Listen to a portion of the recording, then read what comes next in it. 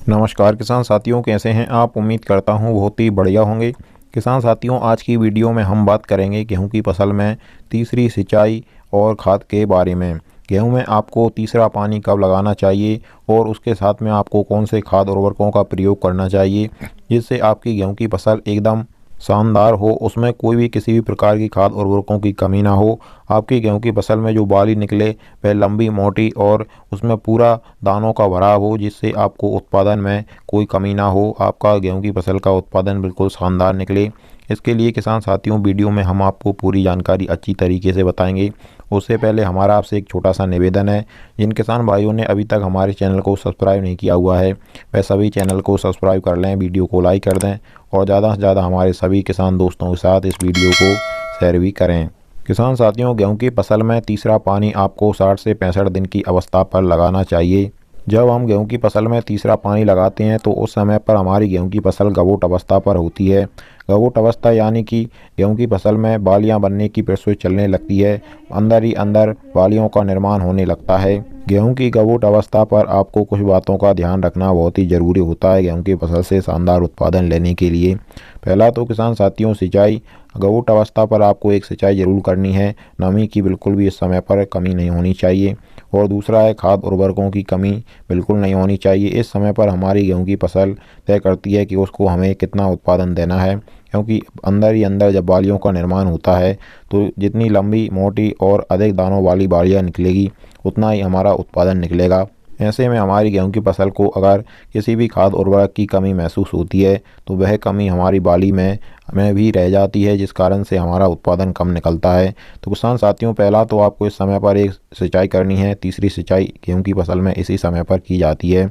और दूसरा, आपको सभी खाद उर्वरकों की पूर्ति इस समय पर करनी है।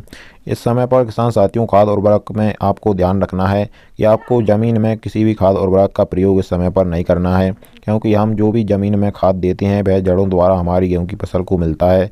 उसे मिलने में कई दिनों का टाइम लगता है और किसान साथियों, जड़ों द्वारा हमारी गेहूं की फसल कभी कभी इस समय पर खाद उर्वरकों को ले ही नहीं पाती है, क्योंकि इस समय पर हमारी गेहूं की फसल कई दौरों से गुजरती है।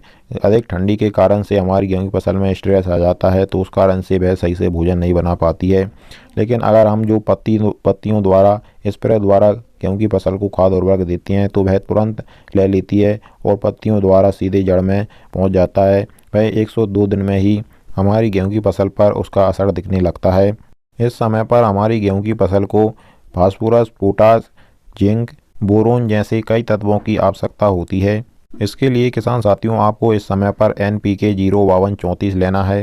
साथ में आपको 20% वाला जो बोरोन आता है वह भी लेना है और जिंक लेनी है। आपको चिलेटेड जिंक आती है 12% वाली, उसको लेना है।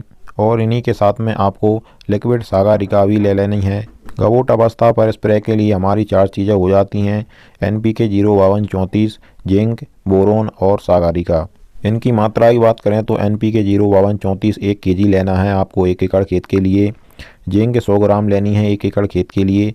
बोरोन भी आपको 100 ग्राम ही लेना है और सागारिका आपको 300 से 400 ml लेनी है 1 एकड़ खेत के लिए। इन 4 चीज़ों से किसान साथियों, आपकी गेहूं की फसल के सभी खाद उर्वरकों की पूर्ति हो जाएगी। किसी भी खाद उर्वरक की कमी आपकी गेहूं की फसल को महसूस नहीं होगी। और इनका स्प्रे किसान साथियों, आपको गवोट अवस्था पर यही करना है। बालियां निकलने से पहले पहले आपको इनका स्प्रे अपनी गेहूं की फसल में कर देना है। इस एक स्प्रे से किसान साथियों, आपकी गेहूं की फसल की काया ही पलट जाएगी। लंबी एवं मोटी बाली निकलेगी। बाली में ज़्यादा से ज़्यादा दानों का भराव होगा। दाने चमकदार एवं मोटे वजनदार होंगे, जिससे आपका उत्पादन भी बहुत ही शानदार निकलेगा। जितनी आपकी जो भी आपने वैरायटी लगाई है उसकी उत्पादन देने की क्षमता होगी, वह उतना ही उत्पादन आपको निकाल कर देगी। किसान साथियों, इसी प्रकार की जानकारी आपको आगे भी हमारे चैनल के द्वारा आगे भी मिलती रहेगी। इसके लिए आप हमारे चैनल को सब्सक्राइब करके ज़रूर रखिएगा। चलिए फिर मिलते हैं। नमस्कार।